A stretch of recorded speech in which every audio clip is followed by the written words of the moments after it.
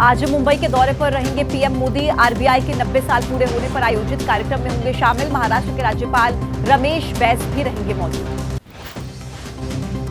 PM Modi ने मेरठ में कहा, जनादेश बनाएगा भारत को दुनिया की तीसरी आर्थिक महाशक्ति। ये इसका चुनाव नहीं कि किसे सांसद चुने और किसे नहीं, बल्कि विकसित भारत बनाने का चुनाव। दिल्ली में इंडिया अलायंस की बड़ी रैली। राहुल गांधी ने कहा, चुनाव से पहले मैच फिक्स कर रहे हैं नरेंद्र मोदी। विपक्ष की सबसे बड़ी पार्टी का बैंक अकाउंट बंद कर दिया गया। शरद पवार ने कहा, केंद्र सरकार ने दिल्ली और झारखंड के मुख्यमंत्री को किया गिरफ्तार। कई राज्यों में नेताओं को जेल में डाला। ये लोकतंत्र और संविधान पर हमला। रैली में बोले तेजस्वी यादव, देश में अघोषित आपातकाल लागू है। जांच एजेंसियों को पूरी देश में विपक्षी नेताओं के पीछे लगाया। पीएम मोदी हर साल 2 करोड़ रोजगार की बात करते हैं, उसका क्या हुआ? दिल्ली में विपक्ष के इंडिया गठबंधन की रैली। पीडीपी नेता महबूबा मुफ्ती ने कहा, लोग झूठ सुन सुनकर तंग आ चुके हैं। बचाना चाहते हैं संविधान और इसलिए इतनी बड़ी तादाद में यहां पहुंचे। इंडिया गठबंधन की रैली में शामिल हुई सुनीता केजरीवाल और कल्पना सोरेन। सुनीता ने पढ़ा अरविंद केजरीवाल का संदेश। गठबंधन की तरफ से 6 गारंटी देने का ऐलान किया। आप नेता गोपाल राय ने कहा, इन्होंने सोचा था केजरीवाल की गिरफ्तारी से दब जाएगी उनकी आवाज, लेकिन दिल्ली और देश में तानाशाही के खिलाफ उमड़ा जन सैलाब। लड़ाई लड़ेंगे और जीतेंगे। कांग्रेस नेता अशोक गहलोत ने पूछा, सबके लिए समान व्यवस्था तो क्यों बंद किए गए हैं कांग्रेस के खाते? बिना नाम लिए बीजेपी पर लगाए आरोप। कहा, वो चाहते हैं कांग्रेस चुनाव नहीं लड़े। कांग्रेस को इनकम टैक्स की तरफ से भेजे गए 135 करोड़ रुपए के नोटिस का मामला। आईटी विभाग की कार्रवाई के खिलाफ कांग्रेस की याचिका पर सुप्रीम कोर्ट में आज सुनवाई। 4 दिन की रिमांड खत्म होने के बाद दिल्ली के मुख्यमंत्री अरविंद केजरीवाल को आज राउंड एवेन्यू कोर्ट में किया जाएगा पेश। पिछली बार ईडी ने कहा था केजरीवाल जांच सहयोग नहीं कर रहे। के कविता की अंतरिम जमानत याचिका पर आज राउंड एवेन्यू कोर्ट में होगी सुनवाई। ईडी का दावा है कि के कविता उस साउथ ग्रुप का हिस्सा जिसने आपको दी 100 करोड़ की रिश्वत।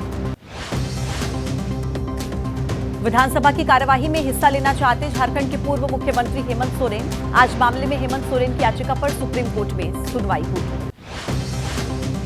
केंद्रीय मंत्री अनुराग ठाकुर ने विपक्ष पर निशाना साधा। ये लोकतंत्र बचाने की लड़ाई नहीं थी। जो मंच पर एकत्रित हुए वो खतरे में हैं। सबने मंच पर बैठकर गुहार लगाई। इंडिया गठबंधन की महारैली पर प्रहलाद जोशी ने कहा, कांग्रेस देश लूटने वालों का कर रही है समर्थन, क्योंकि कांग्रेस ने खुद अपने शासन के दौरान देश को जमकर लूटा। आज लुटेरे एक दूसरे का साथ दे रहे हैं। बिहार के उप मुख्यमंत्री सम्राट चौधरी का तेजस्वी पर निशाना। कहा, उनको पता है कि उनके पिता इतने लंबे समय तक जेल में रहे, इससे बड़ा सर्टिफिकेट क्या होगा। तेजस्वी यादव के बयान पर केंद्रीय मंत्री नित्यानंद राय ने कहा, तेजस्वी घोटाला भ्रष्टाचार करते करते थक नहीं रहे। सीबीआई, ईडी या फिर जो भी इस प्रकार की संस्थाएं वो स्वतंत्र हैं। इंडियन नेशनल लोकदल नेता अभय सिंह ने कहा, पीएम मोदी ने 2014 में कहा था, जिंदल परिवार जैसा लुटेरा इस देश में कोई नहीं। 40,000 करोड़ का कोयला खा गया, जांच का दिया था भरोसा। पश्चिम बंगाल में टीएमसी सरकार के मंत्री उदयन गुहा के काफिले पर हमला। हमले में कार क्षतिग्रस्त। उदयन गुहा का केंद्रीय मंत्री निशित प्रामाणिक और बीजेपी कार्यकर्ताओं पर हमला करने का आरोप। लोकसभा चुनावों के लिए बनाई गई बीजेपी की घोषणा पत्र समिति की पहली बैठक आज है। राजनाथ सिंह समिति के अध्यक्ष, निर्मला सीतारमण संयोजक तो पीयूष गोयल को सह संयोजक की जिम्मेदारी दी गई है। आज कांग्रेस केंद्रीय चुनाव समिति की अगली बैठक। रविवार को हुई बैठक में बिहार की कई सीट के प्रत्याशियों के नाम फाइनल। ओडिशा की भी कुछ सीटों पर चर्चा हुई। सूत्रों के मुताबिक बिहार की किशनगंज सीट से मौजूदा सांसद मोहम्मद जावेद के नाम पर मुहर। कटिहार से तारिक अनवर को टिकट। भागलपुर पर फैसला लंबित। बिहार की कुल 40 लोकसभा सीटों में से 9 पर चुनाव लड़ रही कांग्रेस। 26 सीट पर उसकी सहयोगी पार्टी राष्ट्रीय जनता दल, 5 सीट पर लेफ्ट लड़ रहा चुनाव। पूर्णिया में बोले पप्पू यादव, हमें कांग्रेस आला कमान के फैसले का इंतजार है। 2 अप्रैल को पूर्णिया से करूंगा नामांकन। जनता की मांग है, इसलिए मैं किसी भी हालत में लड़ूंगा चुनाव।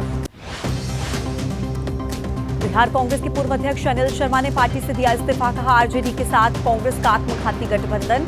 सोनिया और राहुल के नेतृत्व में कांग्रेस कमजोर हुई। फ्रेंडली फाइट के मुद्दे पर कांग्रेस नेता नाना पटोले ने कहा, पार्टी हाईकमान का आदेश का करेंगे पालन। मामले पर कांग्रेस नेता संजय निरुपम ने संजय राउत पर साधा निशाना।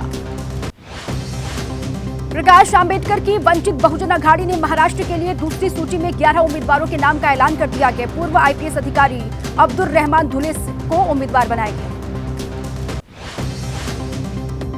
महाराष्ट्र के उप मुख्यमंत्री देवेंद्र फडणवीस ने कहा, वंचित बहुजन अघाड़ी को मिल गया उद्धव ठाकरे और महाविकास अघाड़ी का अनुभव और इसीलिए अपनी अलग लिस्ट जारी। एनसीपी अजित पवार गुट लोकसभा चुनाव के लिए उम्मीदवारों की लिस्ट आज करेगा जारी। एनसीपी उन सीट पर उम्मीदवारों की घोषणा करेगी जिन पर फंसा था पेच। पश्चिम बंगाल में बीजेपी का समर्थन करेगी गोरखा मुक्ति मोर्चा। बिमल गुरांग ने किया ऐलान। 2 दिन के मशवरे के बाद फैसला लिया गया कि राज्य में बीजेपी प्रत्याशियों का करेंगे समर्थन। यूपी में तीसरे मोर्चे पीडीएम का ऐलान। ओवैसी और पल्लवी पटेल बढ़ा सकते हैं अखिलेश यादव की टेंशन। पल्लवी ने कहा, पिछड़ा समाज, दलित और मुसलमान समाज का दमन किया जा रहा है। समाजवादी पार्टी पर ओवैसी का निशाना, कहा अपनी सियासी कब्र खोद रही समाजवादी पार्टी। मुख्तार अंसारी पर बोले, इसके पहले भी कितने हैं जिनको मारा गया। मुख्तार अंसारी के भाई अफजाल अंसारी ने मुख्तार की सुरक्षा पर उठाए सवाल। कहा, मुख्तार को जहर देने की वजह से उनको हार्ट अटैक आया। जेल प्रशासन की रही लापरवाही। आजमगढ़ से बीजेपी प्रत्याशी और सांसद निरहुआ का दावा, 1 लाख वोट से हारेंगे। एसपी प्रत्याशी धर्मेंद्र यादव खुद को बताया नेताजी का असली उत्तराधिकारी।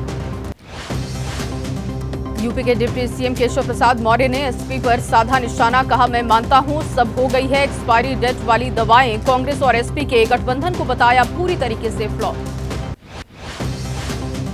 मंडी से बीजेपी प्रत्याशी कंगना रनौत ने किया प्रचार। कांग्रेस पर निशाना साधा। कहा, कांग्रेस महिलाओं को 1500 रुपए की गोल मोल गारंटी देने का दावा करती है। केंद्रीय मंत्री अनुराग ठाकुर का बयान, पीएम मोदी के तीसरे कार्यकाल में भारत बनेगा दुनिया की तीसरी सबसे बड़ी अर्थव्यवस्था। पीएम ने हमेशा रिफॉर्म, परफॉर्म, ट्रांसफॉर्म पर दिया जोर। केंद्रीय गृह मंत्री अमित शाह के राजस्थान दौरे का आज दूसरा दिन है। जोधपुर में शक्ति केंद्र प्रमुख सम्मेलन को संबोधित करेंगे। कल सीकर में अमित शाह ने किया था रोड शो। विदिशा में मध्य प्रदेश के पूर्व मुख्यमंत्री शिवराज सिंह चौहान ने दावा किया, कांग्रेस हो गई आज अप्रासंगिक। उनके पास न नीति है और न नियत, न नेता और न ही उनके पास नेतृत्व है। मध्य प्रदेश में एक रैली को संबोधित करते हुए दिग्विजय सिंह ने पूछा, बैलेट पेपर से लोकसभा चुनाव चाहते हैं या फिर मशीन से। रैली में मौजूद लोगों ने कहा, हमें मशीनें पसंद हैं। कांग्रेस नेता दिग्विजय सिंह के बयान पर एमपी बीजेपी अध्यक्ष वीडी शर्मा ने कहा, क्या दिग्विजय सिंह ये तय करेंगे? हार का डर इतना सता रहा है तो लड़ क्यों रहे चुनाव। बीजेपी में शामिल होने वाले कांग्रेसियों को गद्दार बताए जाने पर बोले मुख्यमंत्री मोहन यादव, भगवान कृष्ण के समय शिशुपाल का जो हाल हुआ था वही हाल जनता कांग्रेस का करेगी। यूपी के सुल्तानपुर में आज से चुनावी अभियान की शुरुआत करेंगी मौजूदा सांसद मेनका गांधी। 5 दिन में संसदीय क्षेत्र के 101 जगहों पर जनता से होगा सीधा संवाद।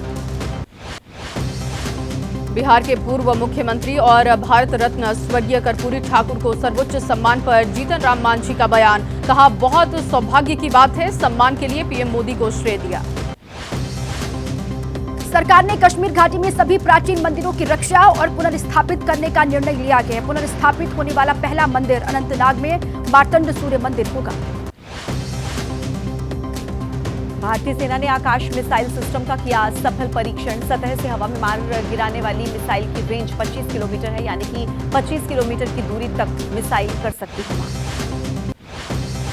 बिहार के बिजली उपभोक्ताओं को आज से मिलेगी राहत। बिहार में 15 पैसे प्रति यूनिट बिजली सस्ती। राज्य के 2 करोड़ उपभोक्ताओं को 15 पैसे प्रति यूनिट सस्ती बिजली मिलेगी।